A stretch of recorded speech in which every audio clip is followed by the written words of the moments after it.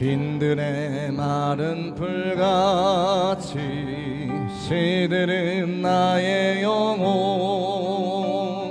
주님이 약속한 성령 간절히 기다리네. 가물어 메마른 땅에 단비를 내리시듯 성령의 단비를 부어 새 생명 주옵소서. 반가운 빗소리, 반가운 빗소리 들려 산천이 춤을 추네. 봄비로 내리는 성령 내게도 주옵소서. 가물어 메마른 땅에 단비를 내리시는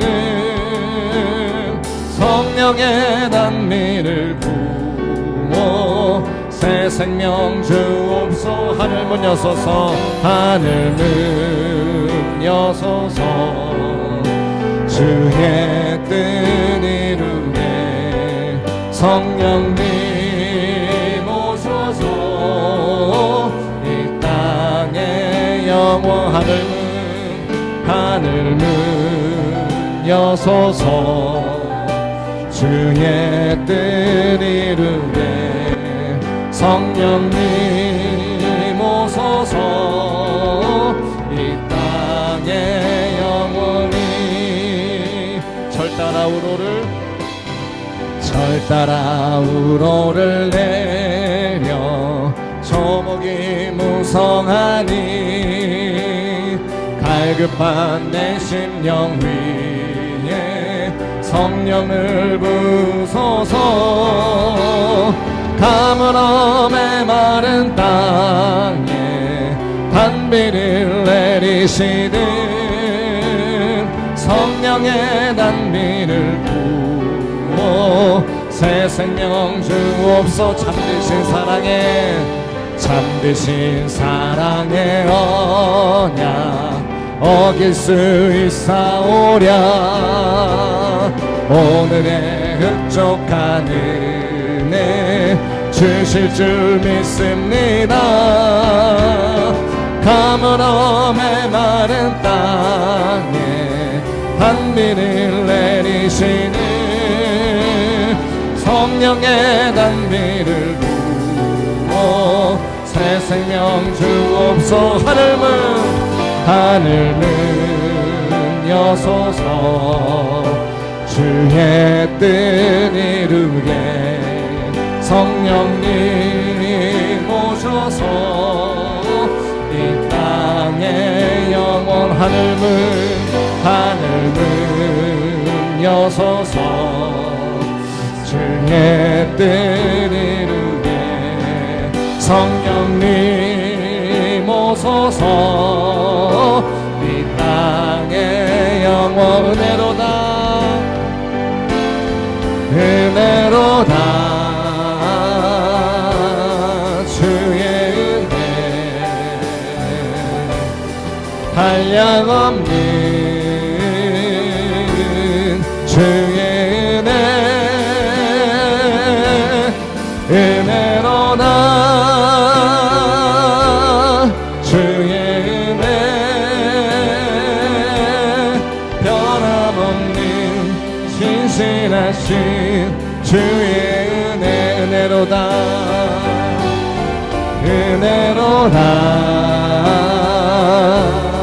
주의 은혜 한량없는 주의 은혜로다 주의 은혜 변함없는 신실하신 주의 변함없는 신실하신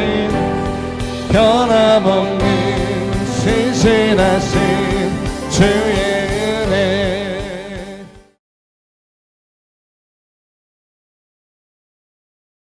오늘 우리 주의 집에 거하는 자라는 제목으로 함께 말씀 나누겠습니다. 보울비라는 심리학자가 이런 말을 했습니다. 우리의 모든 삶은 우리 애착 대상이 제공하는 안전 기지를 떠나서 길거나 짧은 여행으로 구성될 때 가장 행복하다. 이렇게 이야기했습니다. 우리는 여행하는 것을 참 좋아하죠. 짧은 여행이나 긴 여행이나 여행이 즐거울 수 있는 이유는 집이라는 안전 기지가 있기 때문일 것입니다. 그래서 아이가 태어나면 이제 기고 걷기 시작하죠. 그리고 세상으로의 여행을 시작합니다. 아주 어릴 때는 그냥 이제 아직 세상이 너무 위험한 곳이지 않습니까? 그러니까 아이는 세상에 잠깐 나갔다가 바로 엄마에게 돌아옵니다. 그리고 이제 엄마는 안전기지가 되어주는 것이죠. 그러면 이제 안전기지인 엄마 품 안에서 잘 쉬던 그 아이가 또 충분히 쉬고 나서 다시 위안을 얻고 세상으로 여행을 떠납니다. 그래서 이렇게 빈도가 이제 나이가 들면 들수록 점점 더 이제 길어져서 아이는 성장하게 되고, 그래서 어릴 때는 이제 양육자와 아이가 떨어질 수 없는 이제 그 정도의 거리였다면 이제 조금 더 크고 성장하기 시작하면 이 텀이 점점 더 길어집니다. 그래도 아동기 청소년기를 거치고 날 때도 그 안전기지는 언제나 필요하고, 또 성인이 돼서도 이제 언제든 우리가 여행을 끝내고 돌아와서 쉬면서 충전할 수 있는 그런 안전기지는 누구에게나 필요합니다. 그래서 어쩌면 우리는 그런 안전기지 혹은 집과 같은 그런 포근한 사람들 그리고 공동체들을 찾게 됩니다. 청소년기에는 안전기지가 될 수 있는 친구들을 그렇게 찾아다니는 것 같습니다. 그래서 이 친구랑 우정이 평생 갈 수 있을까? 이 친구랑 계속 우리가 잘 지낼 수 있을까? 막 이런 질문들도 합니다. 청년기에는 이제 안전기지가 될 수 있는 연인들을 찾아서 헤매기도 하죠. 주님, 저자매입니까? 주님이 형제를 내게 주시옵소서. 막 이러면서 막 기도하며 또 배우자를 찾아가기도 합니다. 중년이 되고 노년이 되어도 심리적인 이런 안전 기지는 계속해서 필요합니다. 그래서 세상 풍파에 부딪혔을 때 찾아가는 사람, 어려운 일을 만났을 때 물어보면서 조언을 구할 수 있는 사람, 내가 쉼을 누릴 수 있는 사람, 이런 사람들은 우리가 인생 가운데서 항상 이제 두고 찾으려고 하는 사람들입니다. 그래서 이 심리적인 안전 기지는 처음에는 이제 부모님으로부터 시작했지만 점점 이제 나이가 들고 삶의 모습이 변화하면서 여러 다양한 모습을 띠게 되죠. 친구나 연인이나 배우자, 조부모, 목회자, 상담자, 여러 이제 사람들이 우리의 삶 속에 있게 됩니다. 혹 그런 관계가 완전하지 않다면 계속해서 찾아 헤매는 일들을 반복하기도 합니다. 그래서 우리는 이렇게 헤매는 감정들을 그리움이라는 단어로 표현을 합니다. 2023년 5월에 별세하신 팀 켈러 목사님 같은 경우는 임종 직전에 가족들이 모인 자리에서 이런 마지막 말을 남기셨다고 합니다. 예수님, 저는 당신을 볼 준비가 되어 있습니다. 더 이상 기다릴 수 없습니다. 나를 본향으로 보내주십시오. 그래서 send me home 이라고 이렇게 마지막 말을 딱 남기셨다고 합니다. 그러니까 우리의 영혼 가운데에도 안전기지가 필요한데, 이런 집과 같은 안전기지, 그 헤매는 마음이 결국 최종적으로 안식할 수 있는 곳은 바로 하나님의 품, 본향이라고 말하고 있습니다. 어거스틴도 그 유명한 말을 남겼죠. 우리 마음이 하나님, 당신 안에서 쉴 때까지는 편안하지 않습니다. 안식을 얻을 수 없습니다. 이렇게 고백하기도 했었죠. 우리가 하나님 안에서 참된 쉼과 참된 안식을 누릴 수 있다고 하는 것입니다. 아멘. 오늘 시편 84편은 고라자손의 시편으로 알려져 있습니다. 이 시편은 하나님의 전을 향한 그런 그리움들을 표현하고 있는데요. 1절에서 시인이 이렇게 고백합니다. 주님의 전이 사랑스럽습니다 라는 표현을 합니다. 이 단어는 친애한다, 아낀다 이런 뜻을 가지고 있는데, 그러니까 주님의 전이 사랑스럽습니다 라고 표현을 하면 이것은 엄청난 애착이 있다라는 뜻이겠죠. 교회가 사랑스러워 보이신 적 있으십니까? 정말 하나님을 너무 사랑하면 사랑스러워 보이시죠. 그래서 막 손을 씻고 나서 막 핸드타올을 썼는데 주님의 전을 조금이라도 더 반짝반짝 빛나게 하기 위해서 막 세면대를 닦는다든지 막 이런 행동들을 하지 않습니까? 네, 그래서 우리가 하나님을 사모할 때 우리는 하나님의 전이 또한 사모되기도 하죠. 우리 2절 말씀 우리 세번역 성경 버전으로 함께 읽어보겠습니다. 시작. 내 영혼이 주님의 궁전뜰을 그리워하고 사모합니다. 내 마음도 이 몸도 살아계신 하나님께 기쁨의 노래 부릅니다. 네, 아멘. 이렇게 고백합니다. 여기서 간절히 사모한다라고 표현되어 있는 단어는 갈망한다, 열망한다라는 뜻도 가지고 있는데 이 뜻 가운데는 아프다라는 뜻도 존재합니다. 그러니까 이 단어가 갈망하고 열망하는 뜻이 있는데 동시에 아프다라는 고통까지도 있는 단어인 거예요. 그러니까 너무나 아플 정도로 원하고 너무 아플 정도로 갈망한다는 그런 감정을 나타내는 단어입니다. 마치 한참 굶은 사람이 막 줄인 배를 움켜쥐고 막 있으면 뭐든 먹고 싶어 하는 그런 것과 같이, 그래서 진짜 갈급하고 진짜 목마른 심령으로 나아가는 그런 태도를 의미합니다. 코로나 시국을 지나면서 모두가 느꼈던 부분이 이 부분이었던 것 같습니다. 담임 목사님께서도 말씀해 주신 적이 있으시지만 이 코로나 시국에는 우리가 예배가 얼마나 좋은 것이었는지를 더 깊이 깨닫는 시간이기도 하였습니다. 그 어떤 할머니 권사님께서 저에게 이런 말씀을 하시는 적이 있어요. 저는 집에서 예배 드릴 때 가장 좋은 옷을 입고 예쁘게 화장을 하고 1시간 전부터 예배를 기다려요. 이렇게 말씀을 하셨었습니다. 그러니까 정말 교회 나올 때와 똑같이 정말 그 모습 그대로 하나님 앞에 서신다, 이런 말씀을 하셨던 것이죠. 사실 그 전에는 우리가 이렇게 주님의 전에 모여서 예배를 드릴 수 있다는 것이 얼마나 귀하고 복된 것인지 잘 몰랐었습니다. 그런데 코로나 시국을 지나면서 하나님의 전에서 이렇게 찬양할 수 있고 이렇게 소리 낼 수 있고 마스크를 쓰지 않고 대화를 할 수 있고 하나님의 말씀 이렇게 나눌 수 있다는 것이 너무나 귀한 것이구나. 우리가 소리내서 기도할 수 있는 거, 찬양할 수 있는 거, 힘차게 박수칠 수 있는 거, 이것이 귀한 것이구나. 우리가 이것을 깨닫게 되었습니다. 자, 그래서 이 시편의 기자가 주님의 전을 그렇게 찾으면서 이제 나와왔는데, 그런데 주님의 전을 찾으면서 노래하는 이유가 무엇입니까? 이어서 3절에서 이렇게 이야기하고 있습니다. 우리 3절 함께 읽겠습니다. 시작. 나의 왕 나의 하나님 만군의 여호와여, 주의 제단에서 참새도 제집을 얻고 제비도 새끼 둘 보금자리를 얻었나이다. 네, 아멘.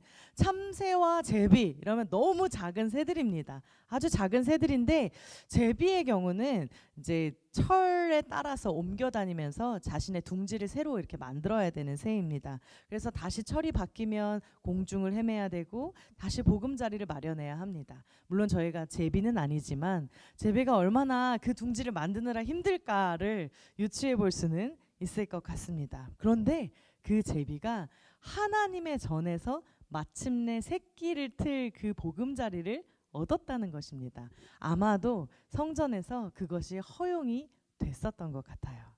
그래서 이 둥지를 틀었다라는 것을 보면 그곳이 하나님의 전이 이 제비와 새, 이 참새에 있어서 가장 포근한 곳, 가장 평안한 곳이 되었다라는 그런 의미일 것입니다. 새들뿐이겠습니까? 시인은 이 새들뿐만 아니라 하나님의 전이, 하나님의 품이 우리에게 바로 그런 곳임을 이야기하고 있는 것입니다. 하나님의 전은 그런 곳입니다. 이 세상 누구도 채울 수 없는 우리의 마음을 채워주시는 곳, 누구에게도 말할 수 없는 그 이야기들을 주님 앞에 눈물로 쏟아놓을 수 있는 것이기 때문입니다. 전에 있던 교회에서 그 사찰 권사님께서 따로 계시지 않으셨습니다. 그래서 늘 이제 새벽 예배 문을 열고 닫고를 이제 제가 했었는데, 새벽 예배 전은 그래도 괜찮았는데 새벽 예배 후가 저에겐 참 어려웠습니다. 그 새벽 예배가 끝나고 아침에 문이 열리기 전 그 중간에 자꾸 사건 사고가 일어나는 거예요. 누가 막 왔다가 가고 무슨 일이 생기고 이러니까 새벽 예배 끝나고 누군가가 문을 잠그고 들어갔다가 다시 나와야 됐습니다.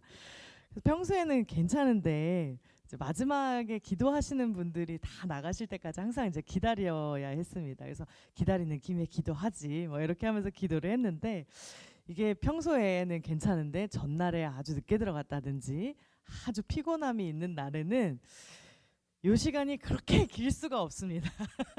그렇게 길 수가 없습니다. 그래서 한 권사님이 계셨는데 그 교회 성도님이 아니셨거든요. 근데 이제 그 교회 성도님이 아니시니까 사정을 잘 모르시잖아요.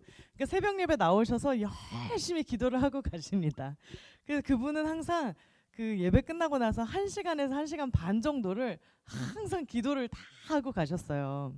그러면 이제 저는 기도하다가 기다리다가 기도하다가 막 때로는 지치기도 하고 막 이렇게 어떨 때는 그 시간이 너무 괴로웠었는데 어느 순간 그 시간이 저에게 너무 크게 은혜로 다가오는 거예요. 왜냐하면 그분을 조금 이제 알게 됐는데 그분을 알고 나니까 이분이 대화하는 것을 굉장히 좋아하시는 권사님이셨습니다. 그러니까 제가 그분이 대화하는 것을 좋아하시는 권사님이신 것을 알고 나서부터 그 시간이 아주 다르게 보이기 시작하는 거예요. 아, 이 권사님의 신앙의 깊이와 무게가 막 느껴지는 겁니다. 그러니까 대화하기를 너무 좋아하시는 분이시니까 내 아버지께는 더 많이 대화하고 싶은 거예요. 내 아버지랑은 더 깊이 대화하고 싶으신 거예요. 그러니까 그 기도가 막 1시간이고 1시간 반이고 계속 이어지는 겁니다. 처음에는 언제 끝나나 막 이랬는데 나중에는 그 시간이 은혜가 돼서 저도 막 같이 기도하고 막 그랬던 기억이 납니다. 하나님의 집은 그런 곳입니다. 남들에게 말할 수 없는 것, 남들에게 다 어떻게 할 수 없는 것들을 다 주님 앞에 아뢰고 주님 앞에 나와서 세상에서 받을 수 없는 위안과 사랑을 누릴 수 있는 곳. 그래서 예수님께서는 요한복음 14장 2절에서 내 아버지 집에는 거할 곳이 많다라고 말씀하셨습니다. 이것은 믿는 자들을 위해서 하나님께서 예비하신 이 안전하고 사랑스러운 장소가 언제나 우리를 위해 준비되어 있다는 하나님의 초청입니다. 그래서 이렇게 고백합니다. 우리 4절 말씀 우리 함께 읽겠습니다. 시작. 주님의 집에 사는 사람들은 복됩니다. 그들은 영원토록 주님을 찬양합니다. 네, 아멘. 주님의 집에 사는 사람이 복됩니다. 아멘이시죠? 아멘. 하나님의 품 안에서 우리가 평안을 누리면서 하나님을 예배하며 살아가는 이 삶이 너무 복되다라고 고백합니다.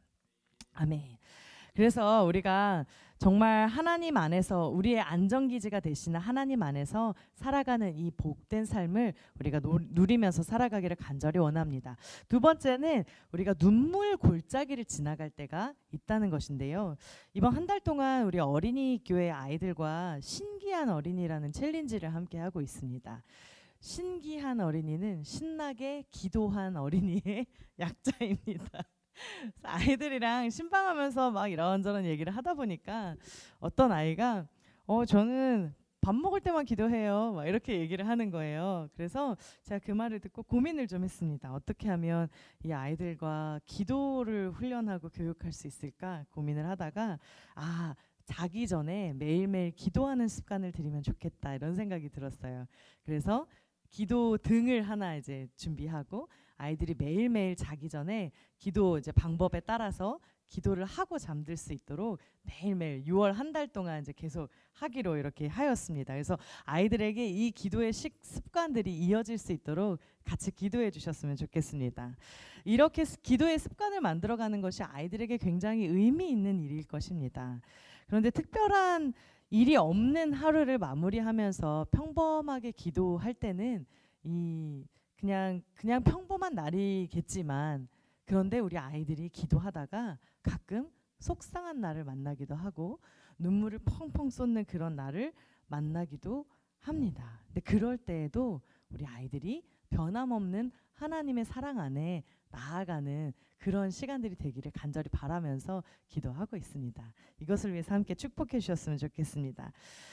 우리 5절 말씀인데요. 우리 함께 한 목소리 읽겠습니다. 시작. 주께 힘을 얻고 그 마음에 시온의 대로가 있는 자는 복이 있나이다. 네, 아멘. 주님께 힘을 얻고 시온의 대로라고 표현이 되어 있는데 이 단어는 고속도로라는 의미입니다. 그 마음에 고속도로처럼 아주 넓은 길이 확 열려 있는 사람에게 복이 있다라는 것입니다. 여기서 힘은 하나님께서 주시는 능력과 안정감을 말합니다. 그러니까 하나님께서 주시는 그 힘을 얻고 그리고 나서 하나님을 향한 그 길이 하나님을 향한 마음의 길이 고속도로처럼 쫙 열려서 그래서 그 길로 하나님을 향해 가는 사람들에게 복이 있다는 것입니다. 그러나 우리는 그렇지 않은 날을 만날 때도 있죠. 6절은 우리에게 이렇게 이야기합니다. 한 목소리 읽겠습니다. 시작. 그들이 눈물 골짜기로 지나갈 때에 그곳에 많은 샘이 있을 것이며 이른 비가 복을 채워주나이다. 아멘. 이스라엘 남부 지역에서 예루살렘은 가장 높은 지대에 위치하고 있습니다. 그래서 예루살렘에는 3개의 산이 있어요. 감람산, 시온산, 성전산 이렇게 산이 있고 다른 지역에서 예루살렘을 가려고 하면 성전이 있는 예루살렘에 방문을 하려고 하면 산을 올라가야만 했습니다. 그래서 뭐 해발 800m, 700m 막 이렇게 되는 산들이니까 아주 낮지는 않았을 것입니다. 그래서 막 그렇게 올라가면서 이제 사람들이 예루살렘에 갔다는 것이죠. 북한산에도 깔딱고개라는 곳이 있습니다. 혹시 아시나요? 깔딱고개. 예, 그래서 저는 처음에 왜 깔딱고개야 하고 올라갔는데 올라가면서 그게 무슨 뜻인지를 알게 됐습니다. 숨이 차가지고 깔딱깔딱깔딱깔딱해서 깔딱고개더라고요. 근데 오늘 본문에는 그 예루살렘으로 가는 길에 눈물 골짜기라는 골짜기가 나온다라고 이야기를 합니다. 지금도 이제 눈물의 골짜기라고 하는데 이스라엘 백성들이 예루살렘 성으로 올라갈 때 반드시 이 눈물 골짜기를 지나가야만 했습니다. 그래서 이 눈물 골짜기, 슬픔의 골짜기, 이 오열의 골짜기를 통과를 해야 이제 하나님이 계신 곳으로 갈 수가 있게 되는 것이죠. 우리나라는 땅덩이가 넓지 않아서 놀이 공간이 넓은 곳에 국한되지 않고 작게 조성되는 경우가 많았습니다. 그래서 그 공간들에는 반드시 방이라는 이름이 붙었죠. 노래방, 찜질방, PC방, 빨래방, 놀이방, 방이라는 이름이 정말 많이 붙어 있는 것 같아요. 방방 이렇게 돼 있는데 중국에도 이런 방들이 이제 우리나라의 영향을 받아서 생겨났는데 그 우리나라에 없는 방이 하나 있더라고요. 이색적인 방인데 이 방의 이름은 눈물의 방입니다. 그래서 이 눈물의 방에 가면 뭐가 있냐면 고춧가루, 통마늘, 양파 이런 것들이 거기에 이제 준비가 되어 있고 그래서 방에 들어가면 그냥 저절로 눈물이 나온다고 합니다. 그리고 방 안에는 그 울다가 집어 던질 수 있는 유리잔도 있고 그리고 인형 같은 것들도 준비되어 있다고 합니다. 그러니까 누구든지 거기 들어가면 그냥 우는 거예요. 그래서 울고 싶으면 울어라 이렇게 하면서 이제 막 이렇게 그런 방을 만들었다고 하는데 사실 울고 싶은 사람이 많은 곳은 중국만은 아닐 것입니다. 인생이 울면서 태어나고 또 울 일이 많은 그런 일들을 만나는 것이 우리들의 인생이지 않습니까? 그래서 우리는 때론 실패를 경험하기도 하고 절망에 처하기도 하면서 눈물을 흘릴 때가 있습니다. 마치 예루살렘 성을 올라갈 때 만나는 눈물 골짜기와 같이 우리가 마르지 않는 눈물이 계속 나는 골짜기 혹은 슬픔과 고통이 우리를 애워싸는 그런 곳을 만날 때도 있습니다. 그런데 중요한 것은 이 눈물 골짜기를 통과하면서 그 하나님의 전으로 나아가야 한다는 것입니다.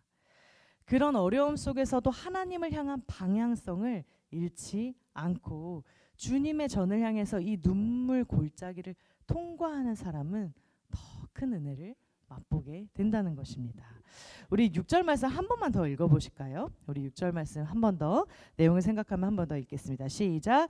그들이 눈물 골짜기로 지나갈 때에 그곳에 많은 샘이 있을 것이며 이른 비가 복을 채워주나이다. 네, 아멘. 눈물 골짜기로 지나가는 것은 너무 힘들고 그 눈물 골짜기는 우리를 괴롭게 하지만 그 눈물 골짜기를 통과해서 계속해서 하나님께로 나아갈 때 그곳에 많은 샘이 있을 것이고 이른 비가 복을 채워줄 것이다 라고 오늘 본문은 약속하고 계십니다.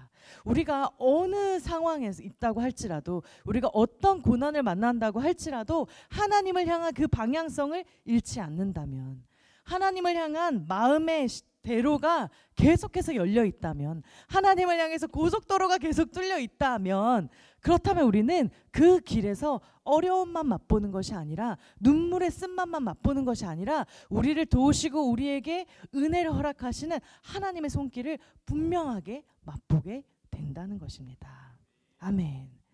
그래서 7절에는 이렇게 이야기합니다. 우리 7절 우리 공동번역 부분까지 같이 한 목소리로 읽겠습니다. 시작. 그들은 힘을 얻고 더 얻어 나아가 시온에서 하나님 앞에 각기 나타나리이다. 마침내 하나님을 뵙게 되리라. 네, 아멘. 아멘. 이 장면이 그려지십니까? 하나님 앞에 하나님의 자녀들이 막 나오는 거예요. 나오는데 각자의 눈물의 골짜기를 통과해서 그곳에 도착해서 하나님의 품에 안기는 것입니다. 그래서 그 눈물 골짜기를 다 통과하고 하나님의 은혜를 하나님 내가 눈물 골짜기를 통과했지만 하나님의 은혜를 내가 누렸어요. 하나님의 은혜가 더 크심을 내가 경험했습니다. 그렇게 고백하면서 하나님 앞에 나오는 거예요. 모두가 다 나와서 그 모임, 그 예배하면서 하나님을 찬양하는 그 모임을 하고 있는 것입니다. 아멘. 예수님께서도 하나님의 집을 사랑하시면서 내 아버지의 집이라는 표현을 사용하셨습니다. 사랑하는 아버지와 함께하는 곳이 바로 주님의 전이고 주님의 품입니다. 오늘 시편은 주님의 집에 살아가는 사람이 하는 이런 고백을 우리에게 들려주고 있습니다. 우리 10절 말씀 한 목소리로 읽겠습니다. 10절입니다. 시작. 주의 궁정에서의 한 날이 다른 곳에서의 첫날보다 나은즉 악인의 장막에 사는 것보다 내 하나님의 성전 문지기로 있는 것이 좋사오니. 아멘. 아멘. 이 말씀은 아마도 다윗 왕 때의 오베데돔이라는 그 사람의 모습을 그리고 있는 것처럼 보입니다.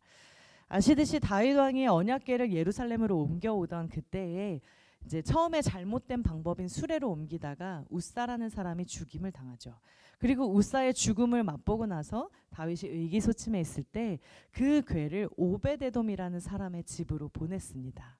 오베데돔의 집에 그 궤가 있었는데 다윗에게 소문이 들려오는 거예요. 그 오베데돔의 집에 궤가 갔더니 하나님의 궤가 하나님의 임재가 그곳에 임했더니 그 집에 복이 넘쳐나더라. 이런 소문이 들리는 겁니다. 그래서 다시 하나님의 궤가 예루살렘으로 들어올 수 있게 되죠. 그런데 오베데돔이 이 하나님 안에서 궤를 맡아서 복을 받게 되었습니다. 그래서 이 복을 받게 되었는데 이곳에 오베데돔이 머무르지 않았다는 것입니다. 오베데돔에게 가장 기뻤던 것이 무엇인지를 우리는 그 이후의 행보에서 알 수가 있습니다. 우리 역대상 15장 24절 말씀인데요. 우리 함께 한 목소리로 읽겠습니다. 역대상 15장 24절입니다. 시작. 제사장 스바냐와 요사박과 느다넬과 아미세와 스가랴와 브나야와 엘리에셀은 하나님의 궤 앞에서 나팔을 부는 자요. 오베데돔과 여히야는 궤 앞에서 문을 지키는 자이더라. 네, 아멘. 아멘. 오베데돔이 하나님 안에 거하는 맛을 보았습니다. 그리고 하나님과 함께하는 것을 너무 기뻐했습니다. 하나님이 주시는 복 너무 좋았죠. 너무 좋았겠죠. 하나님이 복을 주셔서 그 집안에 그 복이 넘쳐납니다. 근데 그것이 좋았던 것이 아니라 오베데돔은 하나님과 함께한 것이 너무 좋았던 것입니다. 그래서 오베데돔이 쫓아오는 거예요. 문지기로 쫓아오는 겁니다. 하나님의 전에서 문지기를 내가 하겠다고 쫓아와서 그곳에서 하나님의 궤에 있는 그 성전에서 문을 지키는 문지기가 됩니다. 오베데돔은 하나님과 함께하는 것을 너무 기뻐했습니다. 그래서 하나님과 함께하는 게 너무 좋아서 그래서 하나님의 전 문지기도 좋으니까 하나님 내가 하나님과 함께하게 해주세요. 이런 고백을 하나님 앞에 드리는 것입니다. 이러한 복이 우리 모두에게 있기를 간절히 소원합니다. 하나님이 주시는 어떤 것, 하나님이 주시는 어떤 복, 그것보다도 더 하나님을 사랑하고 또 하나님과 함께 있는 것을 기뻐하는 저와 여러분 되시기를 간절히 소원합니다. 아멘. 말씀을 정리하겠습니다.